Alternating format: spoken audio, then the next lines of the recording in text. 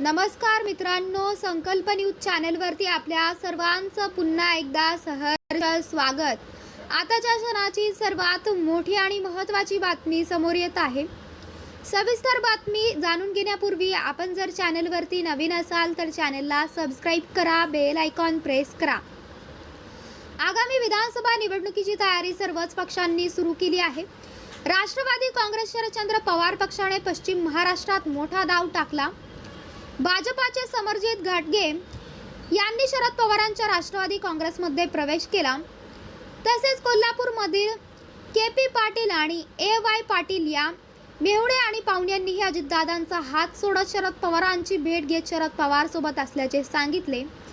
यानंतर कोणाचा नंबर असा प्रश्न विचारला जात होता, त्यांचे उत्तर सोलापूरमधून मिळाले आहे।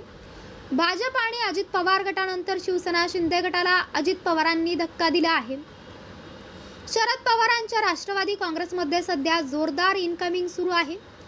कोल्हापूरमध्ये भाजप आणि पर्यायाने फडणवीसांना धक्का दिल्यानंतर सोलापुरात शरद पवारांनी मुख्यमंत्री एकनाथ शिंदेंच्या शिवसेनेवर डाव टाकला आहे।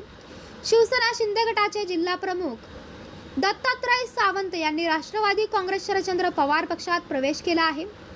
सांगोल मतदारसंघातून निवडणूक लढण्याची सावंत यांची इच्छा आहे। टेंभुर्णी येथील जाहीर सभेत राष्ट्रवादी शरद पवार गटाचे प्रदेशाध्यक्ष जयंत पाटील यांच्या उपस्थितीत दत्तात्रय सावंत यांनी पक्षप्रवेश केला।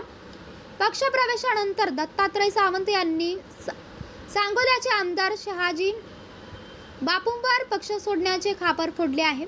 शहाजी बापूंचे निकटवर्तीय मानले जाणारे दत्तात्रय सावंतांनी शहाजी बापू जिल्ह्यात पक्षवाढीला पोषक नाहीत असा आरोप केला।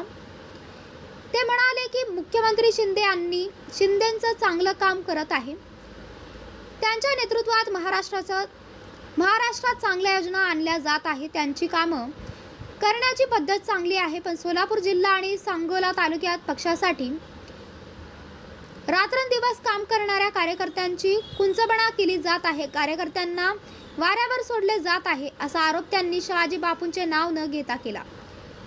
तर मित्रांनो, आपल्याला काय वाटते? आपली प्रतिक्रिया आम्हाला कमेंट बॉक्सच्या माध्यमातून नक्कीच कळवा आणि चॅनलला आणखीनही सबस्क्राइब केलं नसेल तर चॅनलला सबस्क्राइब करा, बेल आयकॉन प्रेस करा, जेणेकरून असेच नवनवीन व्हिडिओ व चालू राजकीय घडामोडी सर्वप्रथम आपल्याला या चॅनलवरती बघायला मिळतील।